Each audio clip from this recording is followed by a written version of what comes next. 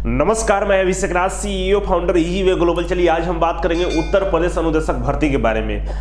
विज्ञापन जब से जारी हुआ तब से ये उलझता जा रहा है, बहुत ज़्यादा उलझ चुका है।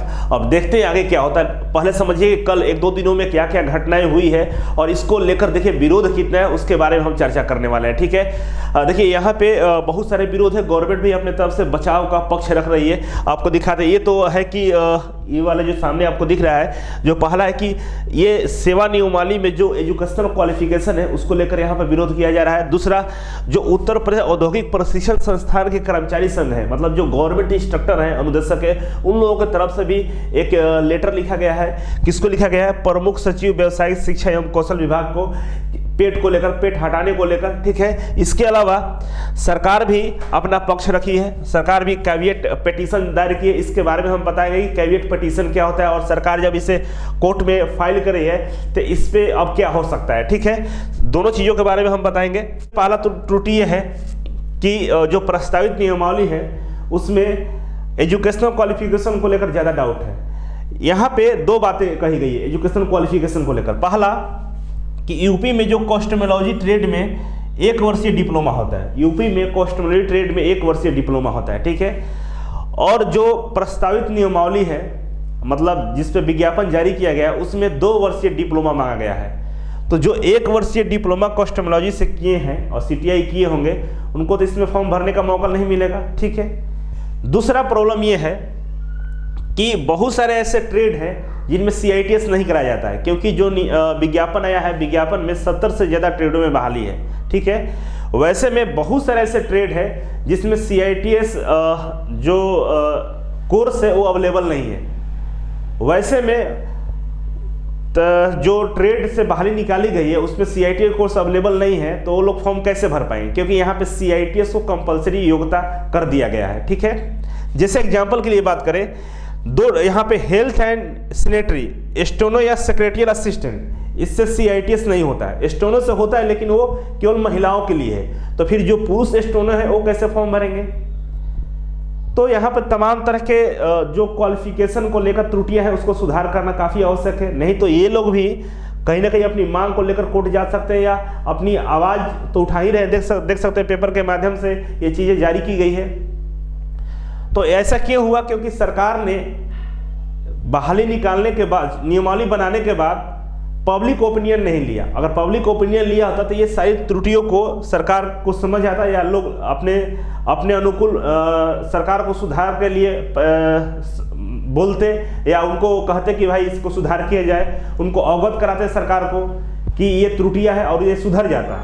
ये छोटा सा मिस्टेक है जिसको सुधारा जा सकता है। ठीक है, इसके अलावा इधर हम आते हैं तो उत्तर प्रदेश और प्रशिक्षण संस्थान कर्मचारी संघ, जो गवर्नमेंट इंस्ट्रक्टर है उनका एक संघ है और उस संघ का नाम है उत्तर प्रदेश औद्योगिक प्रशिक्षण संस्थान कर्मचारी संघ। ठीक है, इसका जो मुख्यालय है राजकीय औद्योगिक प्रशिक्षण संस्थान अलीगंज लखनऊ। ठीक है, इनके तरफ से 7 जनवरी को एक लेटर लिखकर, किसको लेटर लिखा गया है? प्रमुख सचिव व्यवसायिक शिक्षा एवं कौशल विकास विभाग को लेटर लिखा गया है, जिसमें पेट के हटाने का जिक्र किया गया है।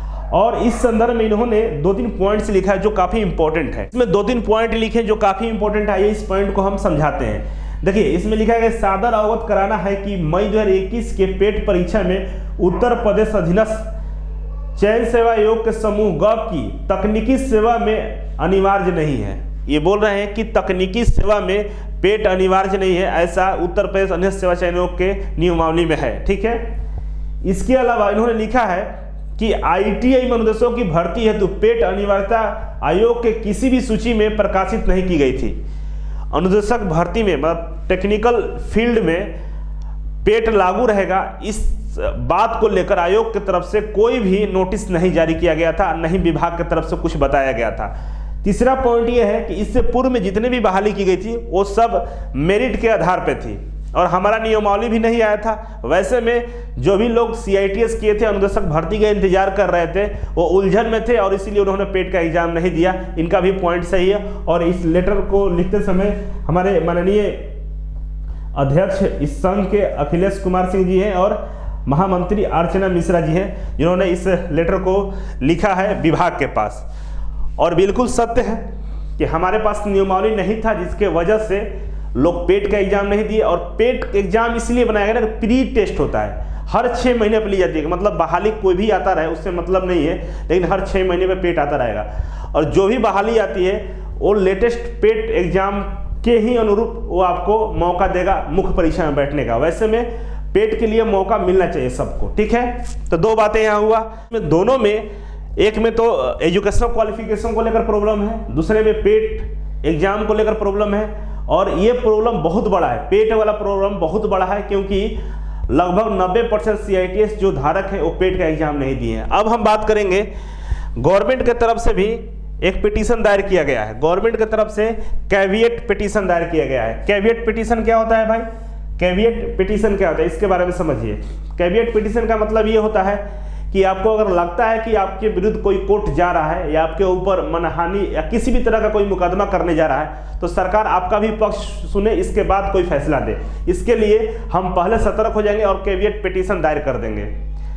तो कोर्ट क्या करेगा कि आपके विरुद्ध कोई अगर मामला कोर्ट में आता है तो सबसे पहले आपको भी बुलाएगा और उसको भी बुलाएगा, दोनों पक्षों की पक्ष को सुनेगा कि आपका इस पे क्या राय है और उनका भी क्या राय, इसके बाद फैसला देगा। कभी कभी होता है ना, PIL दाखिल होता है सामाजिक कार्यों के लिए, तो उसमें क्या होता है, कोर्ट एक ही पक्ष का सुनकर उस पर स्टे ले लेती है, स्टे देती है या उस पर रोक लगा देती है।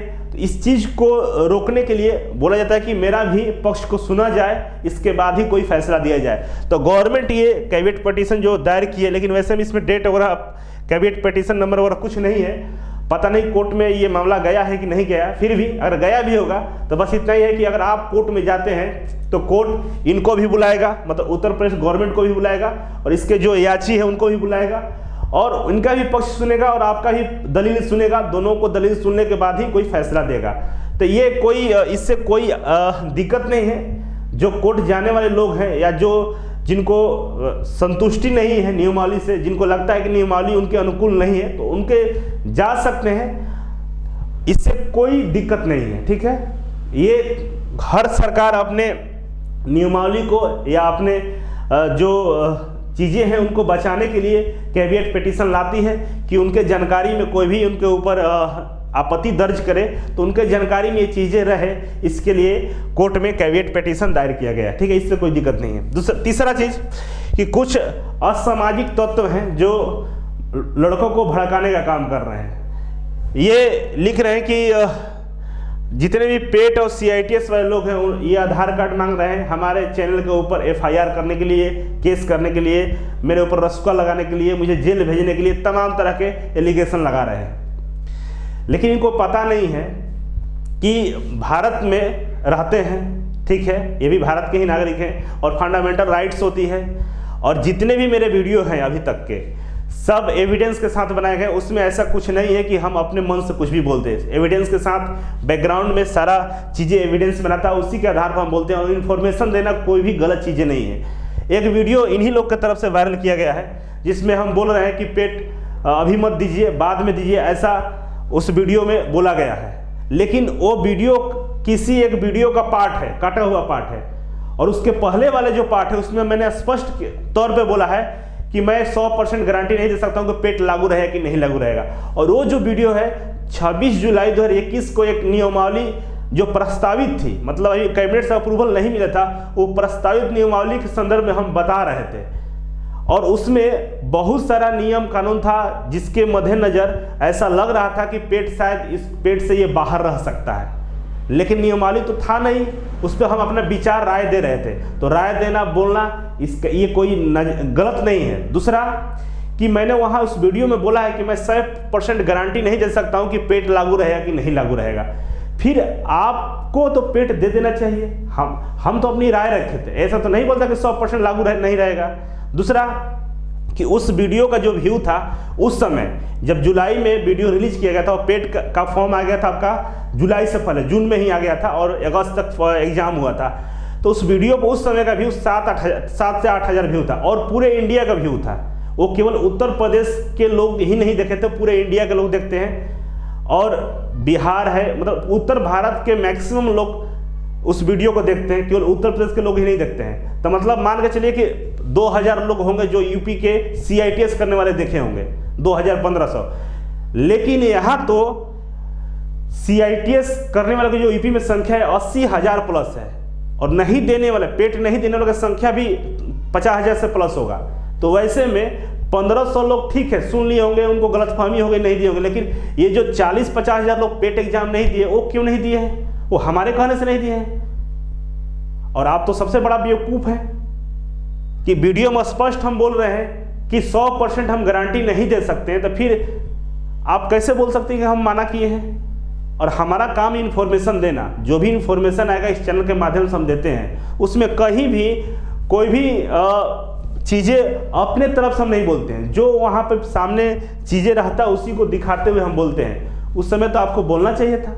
और जितने लोग हैं ये भी होंगे शामिल, ये लोग पटवारी वगैरह जो जितने भी एग्जाम होते हैं ना यूपी SSSC के थ्रू, उस सब का ये लोग तैयारी करते हैं, इसीलिए लोगों ने पेट दिया है। CTI से इनको कोई मतलब नहीं है।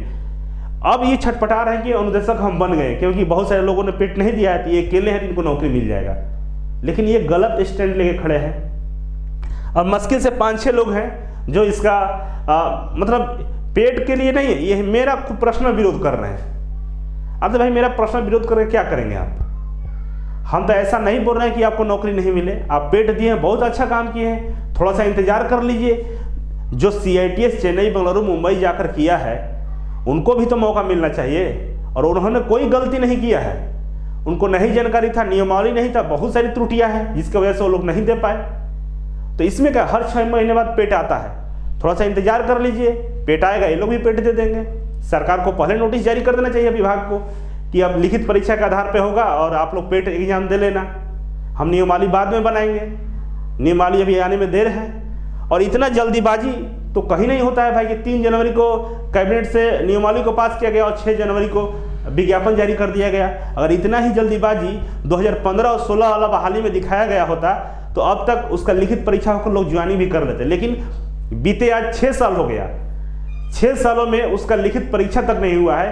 5 साल बाद तो लिखित परीक्षा का वो सिलेबस जारी करते हैं, और अभी भी विभाग आयोग के किसी भी जो कैलेंडर है उस कैलेंडर में यूपी SSSC के थ्रू जो अनुदेशक की भर्ती है 15-16 वाला, उसका लिए परीक्षा का डेट नहीं है। तो जहां जल्दीबाजी दिखाना चाहिए वहां जल्दीबाजी नहीं दिखाया गया, और जहां जल्दीबाजी नहीं दिखाना चाहिए वहां जल्दीबाजी दिखाया गया।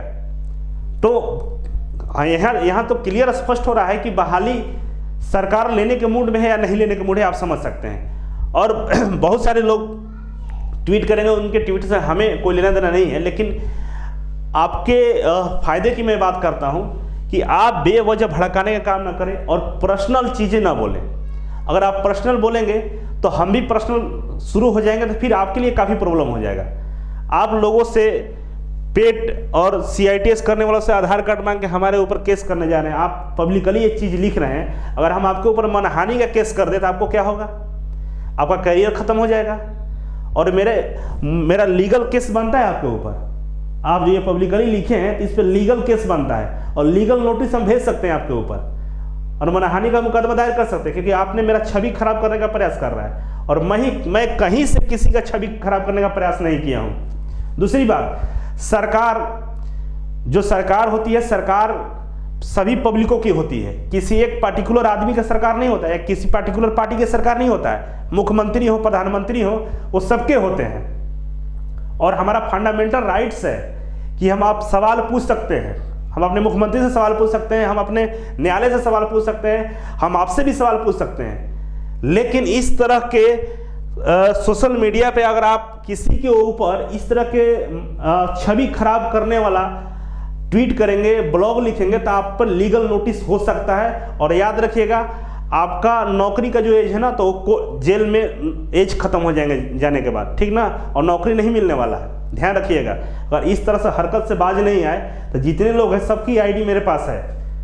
और लीगल हम कोर्ट चले जाएंगे तो फिर आप प्रॉब्लम में फंस जाएगा, और मानहानि का इस पे मुकदमा लग सकता है। मेरे पास भी वकील है, हम भी पढ़े लिखे हैं, हम भी वकील से बात कर रहे हैं, हम भी कोर्ट के बारे में जानते हैं, केवल आप ही नहीं जानते हैं। और मेरे ऊपर जो मुकदमा की बात करें, कोई भी वीडियो दिखा दीजिए जो बिना एविडेंस के बनाया गया हो, जिसमें हम ये कभी नहीं बोल सकते हैं कि हम अपने से बोल रहे हैं। सारे वीडियो के बैकग्राउंड में हर तरह के नोटिफिकेशन PDF रहता है, तभी उस वीडियो को हम बनाते हैं, ऐसे नहीं बनाते हैं। तो इस बात को आप ध्यान रखिए आप लोग। और मैं तो तैयारी कर रहा हूँ कि ऐसे जो लोग हैं इनको तो पहले लीगल नोटिस भेजूं कोर्ट के थ्रू मानहानि का, क्योंकि आप किसी भी के ऊपर अगर किसी भी तरह के चीज़ें लगाते हैं, मतलब गलत आरोप लगाते हैं, तो उसका एविडेंस आपके पास होना चाहिए। ये जो चीज़ें वो लिखे हैं कि दंगा भड़काने का काम कर रहे हैं, कहाँ दंगा भड़क गए जी?